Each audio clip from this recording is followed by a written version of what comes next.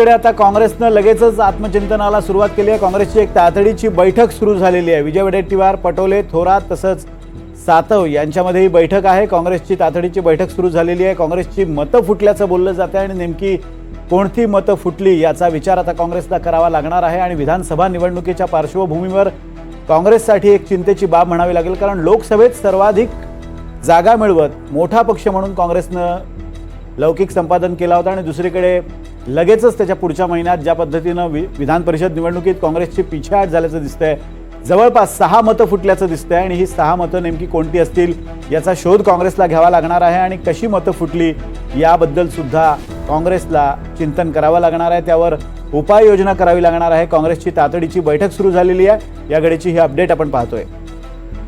विधानसभेचे विरोधी पक्षनेते विजय वडेट्टीवार, त्याचबरोबर काँग्रेसचे प्रदेशाध्यक्ष नाना पटोले, बाळासाहेब थोरात आणि प्रज्ञा सातव यांच्या दरम्यान ही बैठक सुरू असल्याचं समजतंय। प्रमुख नेते आणि या निवडणुकीतल्या काँग्रेसच्या एकमेव उमेदवार प्रज्ञा सातव या बैठकीसाठी दाखल झालेले आहेत। अभिषेक मुठाळ आपले प्रतिनिधी आपल्या सोबत आहेत। अभिषेक, एक महत्त्वाची बैठक सुरू झालेली आहे, नेमकी बैठक कुठे सुरू आहे आणि कोणकोणते नेते, म्हणजे 4 नेते तर आहेतच, या व्यतिरिक्त काही नेते आहेत का?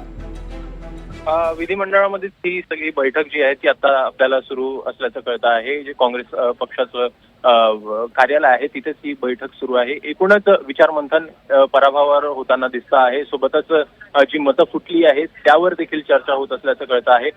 जर 2022 ची घटना पाहिजे तर त्यामध्ये मोठ्या प्रमाणात मतं जी फुटली ती इतकी मतं नव्हती जी आता जो फटका सध्याला महाविकास आघाडीला बसला आहे।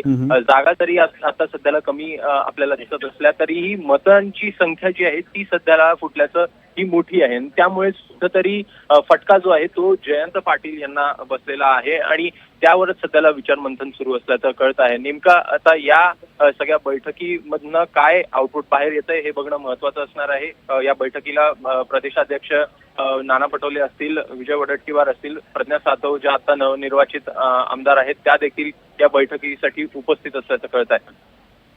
धन्यवाद अभिषेक, दिलेल्या अपडेट्स बद्दल।